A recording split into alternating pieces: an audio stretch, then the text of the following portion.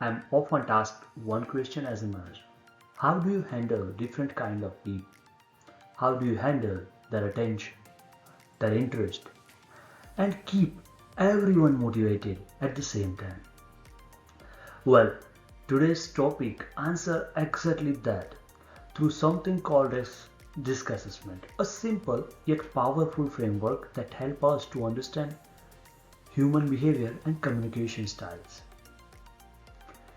Hi everyone, I am Nikhil Patel, a PMP Certified Project Manager with over 6 years of industrial experience.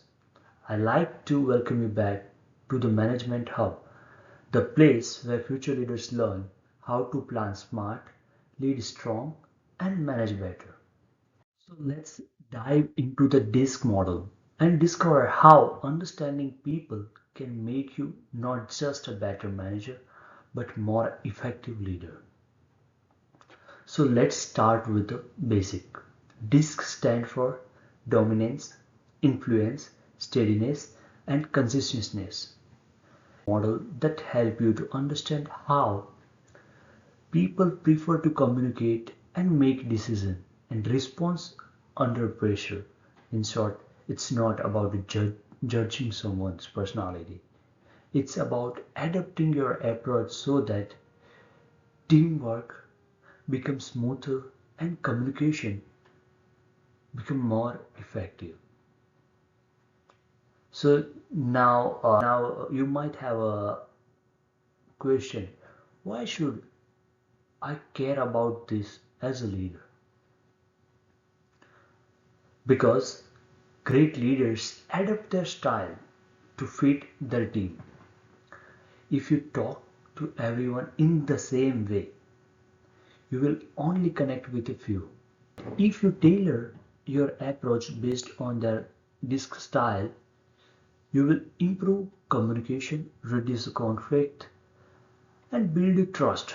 Now let's talk about first disc type, dominance, also known as driver. They are the go-getters of your team.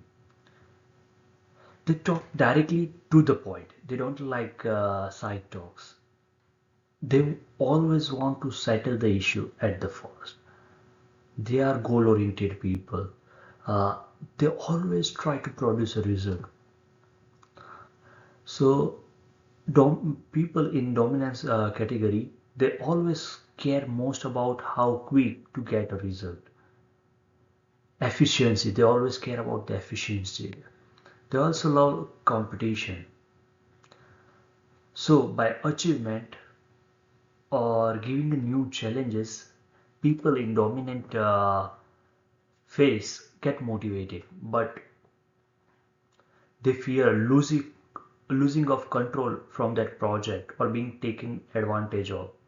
So the limitation of dominance people, sometimes that drives make them impatient or overly forceful to someone that may create complication in a communication or end result. So you will notice their self confidence, their focus on a goal, and their classical phase like let's cut to the chase, what's the outcome, let's work it out. They make things to happen. People in dominance makes things to happen fast, but as leaders they need to remember that not everyone runs at the same speed. So let's, if you are dealing with dominant type of people, make sure you will avoid unnecessary communication with them. Stick to the point. If you are giving him a feedback, make sure you can directly give him a feedback. If you are asking any question, stick to the point. Now, let's talk about second disc personality, the influencer or inspirer. So these are the people who light up every room. They talk when they walk into any room, they just light up. They have like a different kind of enthusiasm. They are outgoing person. So they normally like a social people. They love to make social connection. They have like they have a different enthusiasm. They love to do the teamwork.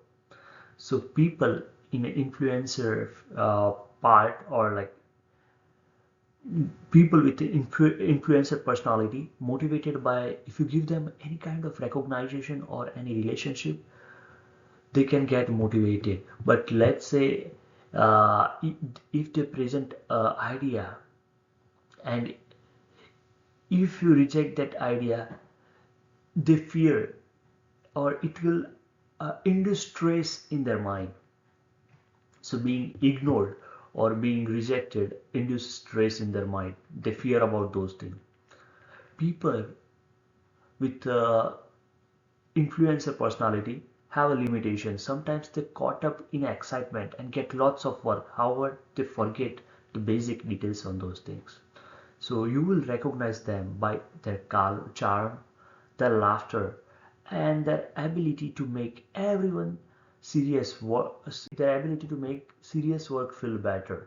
They are the heartbeat of a team, always bringing color, energy, and positivity to the team.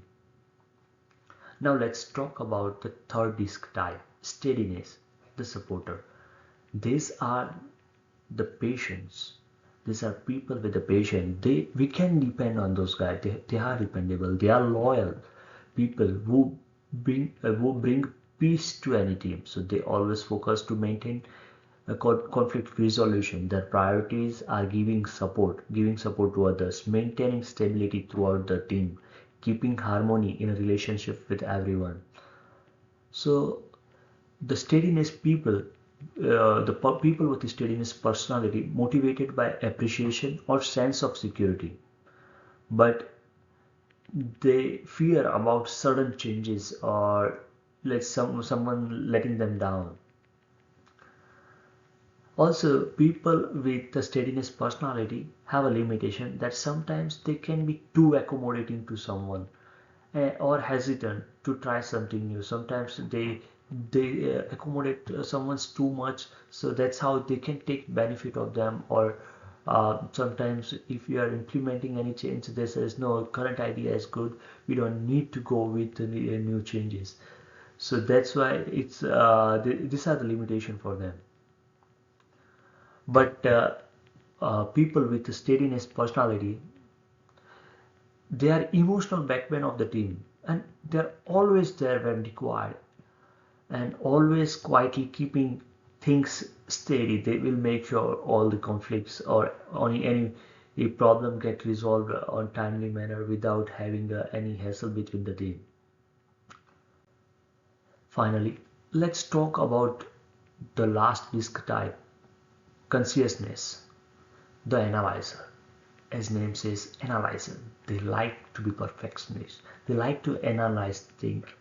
They like things to be accurate, careful, and logical. So their priorities is maintaining quality in their work or everyone's work, following the rules. They make sure everything is according to the rules. They are motivated by logic. If you give them some logic, they get motivated. They like high standard work, expertise.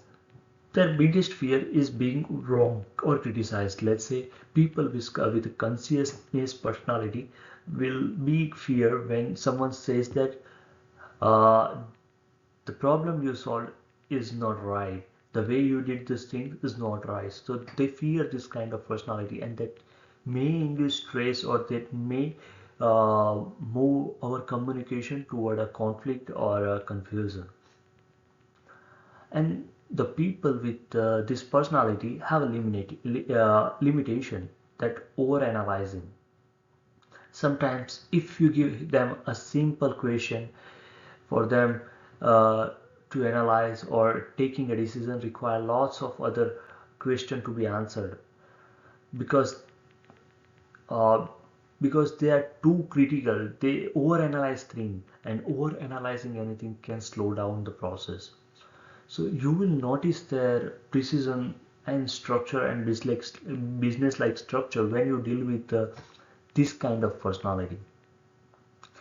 So like, these are the people who triple or more than triple time checks every report before submitting, because they want to make sure the report or whatever they are doing, that's absolutely right. So here's a quick recap.